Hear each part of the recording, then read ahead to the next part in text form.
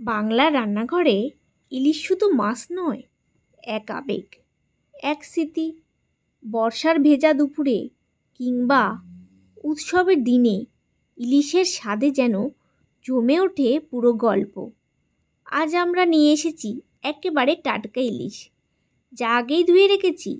এখন এতে দেব হলুদের রং, নুন আর নতুন কাশ্মীরি লঙ্কার ঝাঁঝ। টাটকা বেগুনগুলো লম্বা লম্বা কেটে ঠান্ডা জলে ডুবিয়ে ধুয়ে নিলাম। কড়াইতে তেল ঢেলে গরম হতে দিলাম, আর তেলের উপর ভেসে উঠল হালকা ধোঁয়া। সেই মুহূর্তেই একে একে নামলো সোনালি ইলিশের টুকরো। ছ্যাঁক ছ্যাঁক শব্দে রান্নাঘর ভরে উঠল। আমি আলতো করে উল্টে পাল্টে ভেজে নিলাম মাছগুলো, তবে বেশি ভাজিনি, কারণ ইলিশের আসল জাদু তার গন্ধে, আর সেটা রাখতে হলে ভাজার পরিমাণ হতে হবে ঠিক।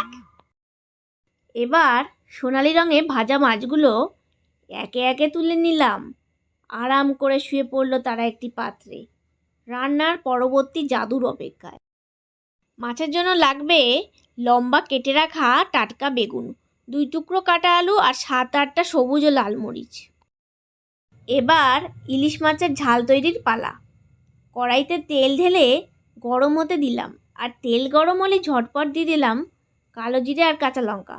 সঙ্গে সাথে ছড়িয়ে পড়লো মন মাতানো গন্ধ। এরপর ঢুকে পড়লো লম্বা কাটা বেগুন আর নরম আলুর টুকরো। ভালো করে নেড়ে চেড়ে নিলাম যতক্ষণ না সবজিগুলো নরম হয়ে আসে। তারপর দিলাম নুন আর মেপে দেওয়া পরিমাণ মতো জল। নাড়তে নাড়তে তৈরি করলাম ঝাল ইলিশের মশলার আসল রূপ।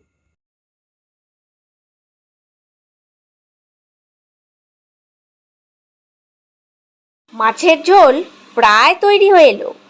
এবার সোনালি ভাজা মাছগুলো একে একে কড়াইতে ছেড়ে দিলাম। ঢাকনা দিয়ে ফুটতে দিলাম কিছুক্ষণ, যেন মাছের স্বাদ মিশে যায় ঝোলে। তারপর ঢাকনা তুলে দেখলাম সুগন্ধে ভরে গেছে রান্নাঘর। ইলিশ মাছ একেবারে পরিবেশনের জন্য প্রস্তুত। যারা নতুন রান্না শিখছো তারা বাড়িতে একবার অবশ্যই এই রেসিপি ট্রাই করে দেখো, আর কেমন লাগলো জানাতে ভুলো না। তোমাদের অভিজ্ঞতাই আমাদের অনুপ্রেরণা।